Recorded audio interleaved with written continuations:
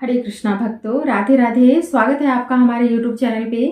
आज हम गीता का सार अध्याय से 7वां श्लोक श्रवण करेंगे, जिसमें अर्जुन भगवान श्री कृष्ण से कहते हैं, कार्पण्य दोष उपहत स्वभावः पृच्छामि त्वां धर्म सम्मूढ़ चेतः यत् श्रेयः स्यात् निश्चितं ब्रूहि तत् मे शिष्यः तेऽहं साधि मां त्वां प्रपन्नम्।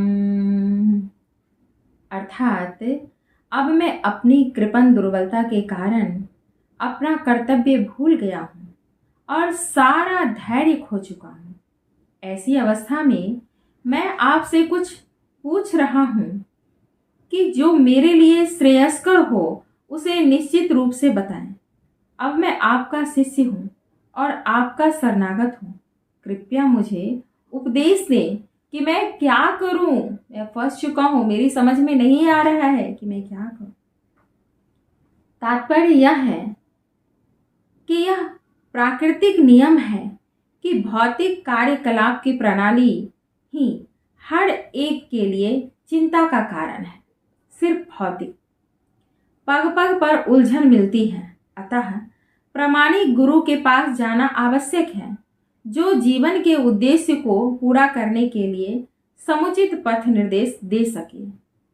समग्र वैदिक ग्रंथ हमें यह उपदेश देते हैं कि जीवन की अनवाही उलझनों से मुक्त होने के लिए प्रामाणिक गुरु के पास जाना चाहिए। ये उलझनें उस दावाग्नि के समान हैं जो किसी के द्वारा लगाए बिना भभक उठती है।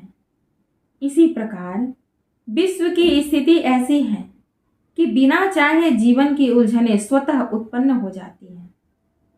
कोई नहीं चाहता कि आग लगे, किंतु फिर भी वह लग ही जाती है और हम अत्यधिक व्याकुल हो उठते हैं। यह आग क्या है? भौतिक सुख। अतः वैदिक वाङ्मय उपदेश देता है कि जीवन की उलझनों को समझने तथा उनका समाधान करने के लिए हमें परंपरागत गुरु के पास जाना चाहिए। जिस व्यक्ति का प्रामाणिक गुरु होता है वह सब कुछ जानता है। अतः मनुष्य को भौतिक उलझनों में न रहकर गुरु के पास जाना चाहिए। यही इस श्लोक का तात्पर्य है कि भौतिक उलझन जब भी हद से ज्यादा आने लगे तो कोई उपाय नहीं है। इस आग की ज्वाला में जलने से अच्छा है कि योग्य गुरु के पास जाएं, क्योंकि उनके पास ही समाधान है इसका। आखिर भौतिक उलझनों में कौन सा व्यक्ति पड़ता है? वह जो जीवन की समस्याओं को नहीं समझता।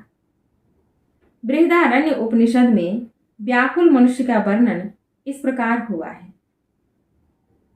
यो वा एतदक्षरं गाढ्य विदित्वा स्मालोकात् प्रति स कृपणः।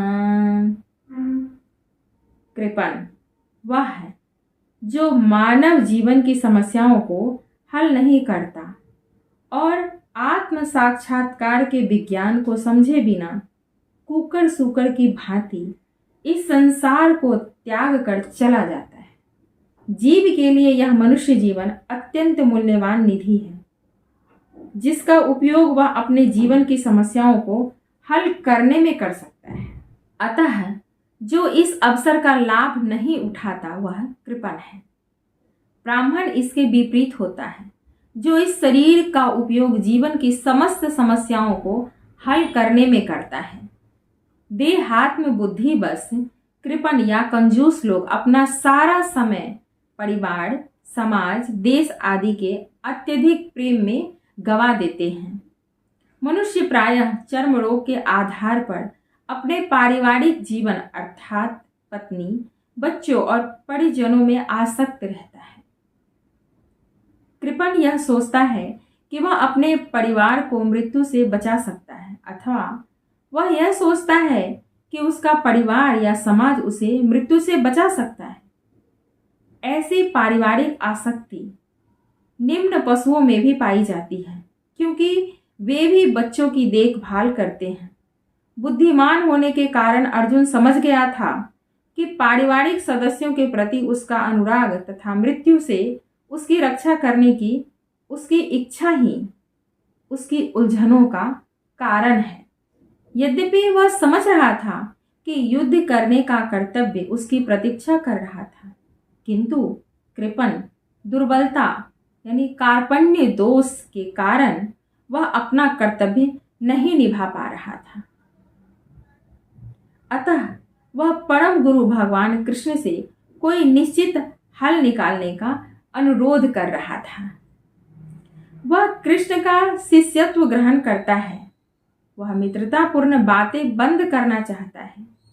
गुरु तथा शिष्य की बातें गंभीर होती है और अब अर्जुन अपने मान्य गुरु के समक्ष गंभीरता पूर्वक बातें करना चाहता था। इसीलिए कृष्ण भगवत गीता ज्ञान के आदि गुरु हैं और अर्जुन गीता समझने वाला प्रथम शिष्य। अर्जुन भगवत गीता को किस तरह समझता है यह गीता में वर्णित है।